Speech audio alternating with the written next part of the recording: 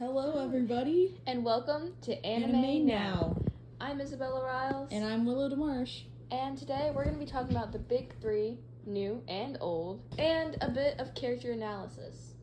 So to start things off, we should probably talk about why the old big three deserve that title. And what they are in general. Yeah. So basically, the big three are the three biggest anime that were coming out around 2000.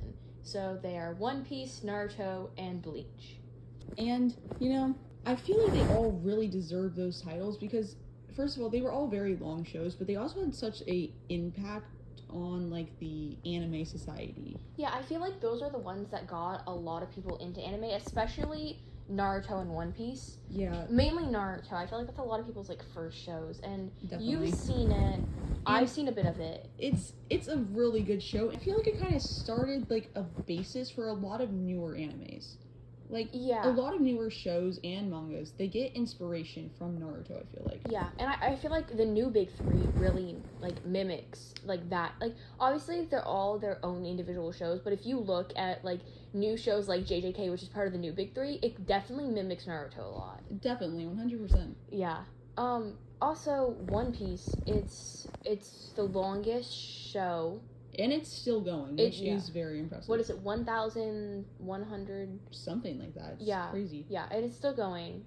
But it's ending soon, I think. I think so. Which is crazy. But it will be 20-something years. They're still making the live-action One Piece. They're making the One Piece. There's a lot going on with it still. So that's very impressive. Mm-hmm. And I feel like One Piece is just one of those shows that, everyone knows.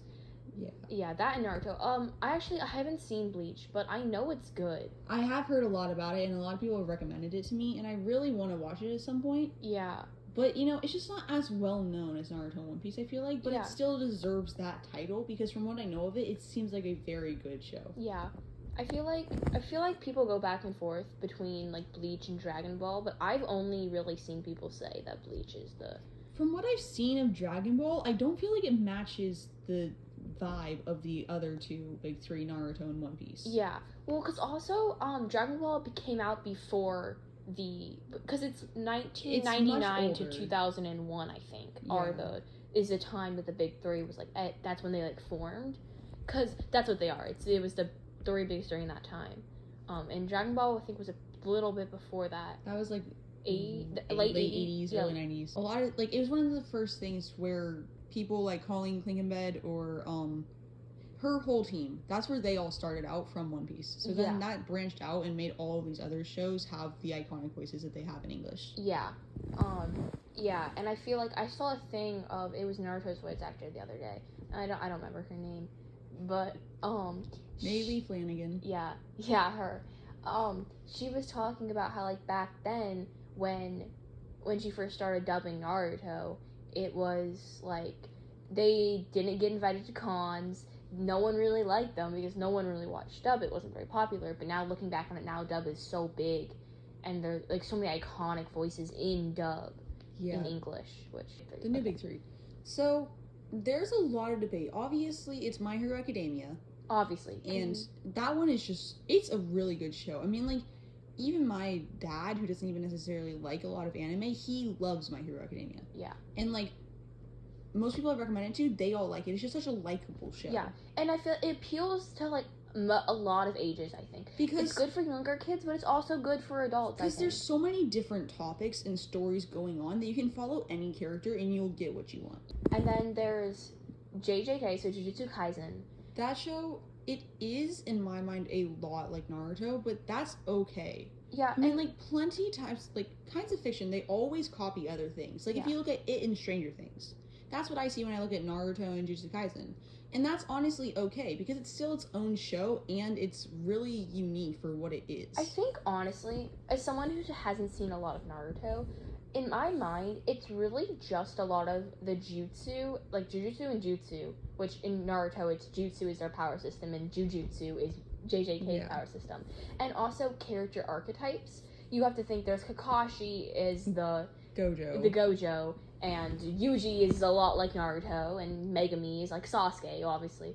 So, and there are actually, I noticed this when I was watching Naruto, there's a lot of weapons in JJK that have the same name, part of me wonders if that's like something maybe like from like Japan's like lineage and like history and like myths and Probably, like lore. yeah. But I don't know. It's just there's a lot of things that are copied, but JJK is still very unique. Yeah. Because things like hidden inventory. Sure, Naruto had the like Kakashi arc, but that isn't hidden inventory. Yeah. Hidden inventory is a really unique thing.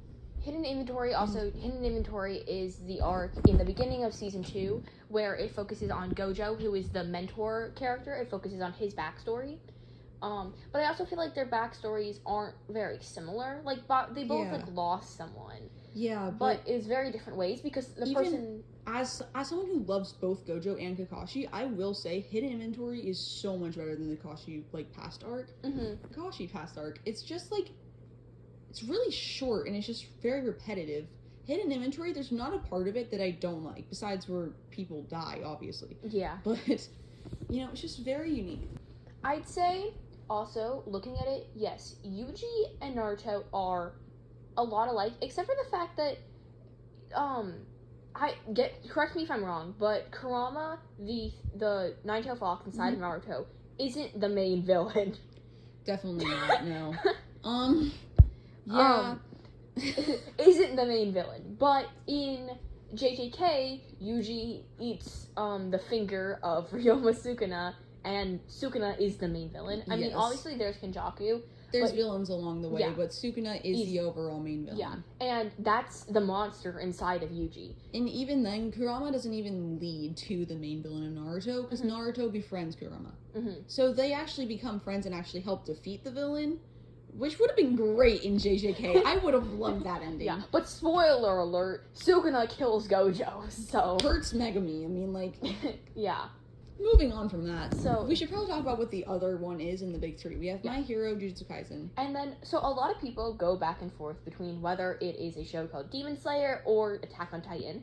But we personally lean towards Demon Slayer, especially because Attack on Titan it's not the generation. It's older than the, like, what should be classified as the big three. Right. Like, also, Demon Slayer, I feel like it's another thing like My Hero. A lot of people recognize it and enjoy it.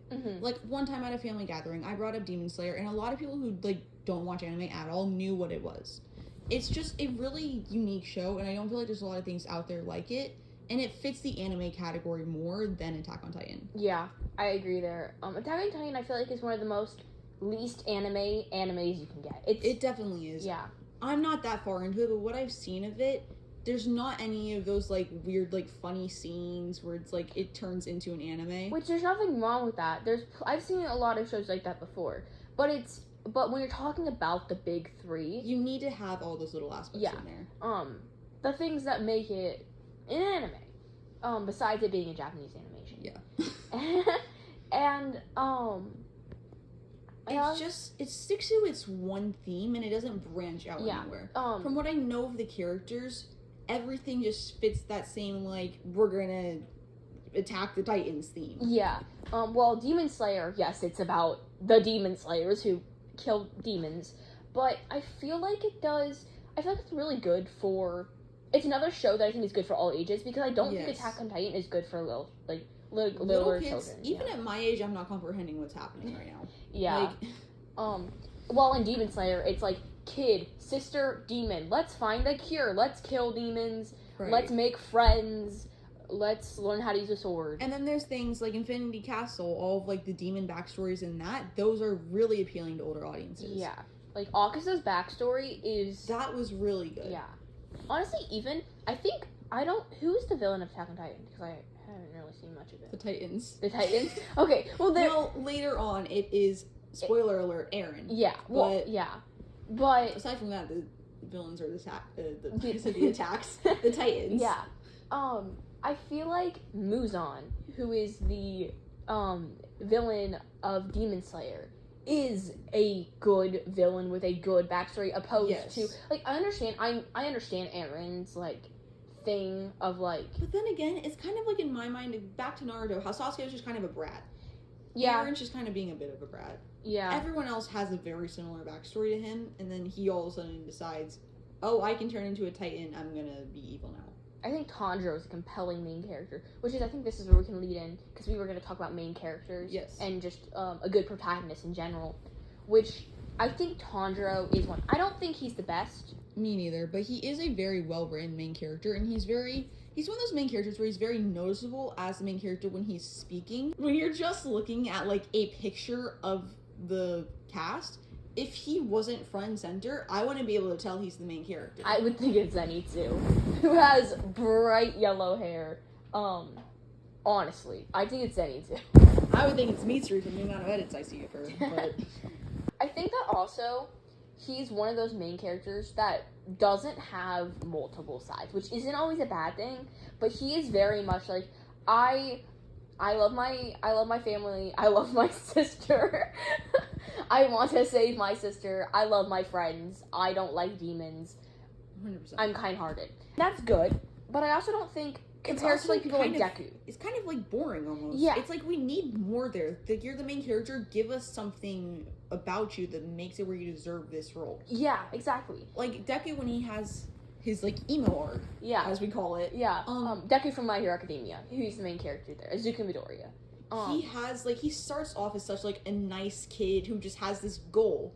But then he starts to reach his goal and he realizes that his goal is hurting others. Yeah. So then he has this dark side to him. And I feel like that adds more character depth and makes him a better main character than Tanjiro. And then you go a step even further, which is really funny. This is like going in a scale. Then you go to Yuji Todori from Jujutsu Kaisen. And I think he's the best main character out of all the big three. I know you really like Naruto, but... Even then, Yuji is a better main character. Because when you meet him in the first episode, he's a very kind-hearted, upbeat, excited, like, he's a teenage boy. And then, by season 2, he's, like, on the ground, crying his eyes out, screaming, like, I shouldn't, like, be allowed to live and stuff because his actions hurt others so badly. 100%. Right? Yeah. I don't know how else to put it besides that. He's just such a well-written person, and he's also very relatable. I mean, like, I'm not a guy, but if I was, I feel like he would just be, like, such, like, a relatable person, because, like, he's not, like, all emo, he's not all happy.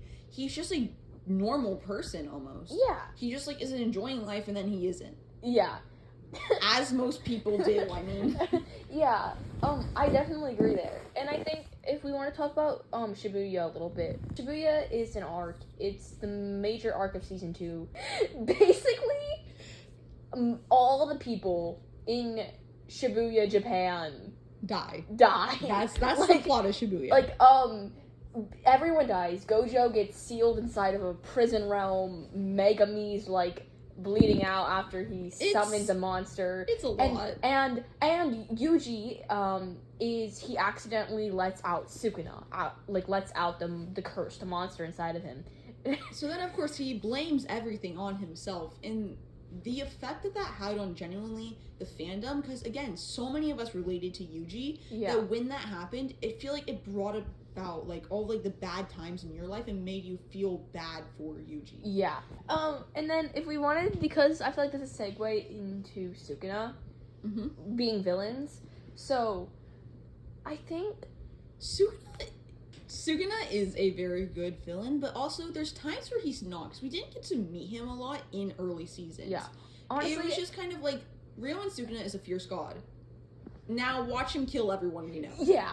And he just sits, like, he, like, sits on his throne in Yuji's mind. It's like, Megumi Fushiguro. He looks like a strong kid. Do you think I can possess him? Like, that's the entirety of what we see of him in season 1. Yeah, it's just, we don't get to explore him. Yeah. And then going back into Muzan from Demon Slayer, we get to see a lot of that backstory, and we kind of grow with him as seasons go on, but he still has that, like, ominous feeling, where it's like, who is this person? I want to know more about him. Yeah. And then, if we want to talk about Shigaraki from My Hero. Shigaraki's backstory is wow. Okay, so wait, what's his real name again? Tomura? Oh, whatever. Tomura Shigaraki, who has another name. He's the main villain of My Hero Academia, and I think he's one of... Tenko Shimura. Yeah, Tenko Shimura was his real name. But he was a kid, and he didn't have... Oh, I should probably specify. In My Hero Academia, their powers are called quirks.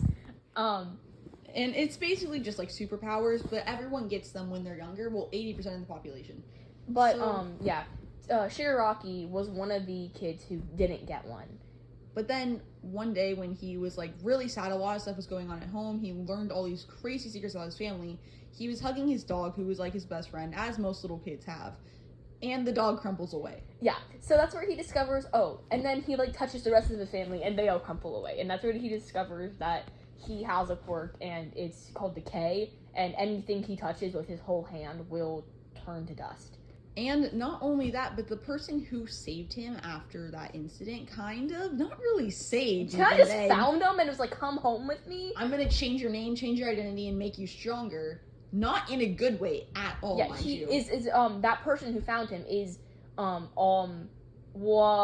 For One. is All For One, who is the strongest villain of all time.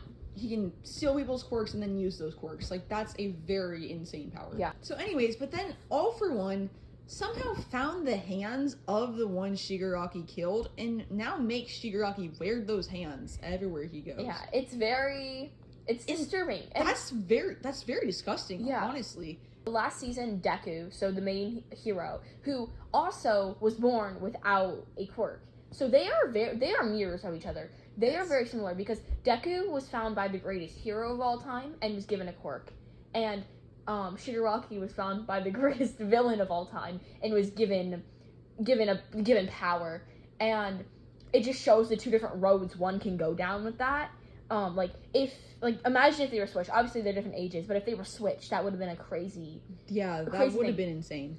I'm done now. Wait, we need to make an outro. Come here. Okay, so that was our rant about anime on Anime Now. I hope you enjoyed and have a great day. Bye!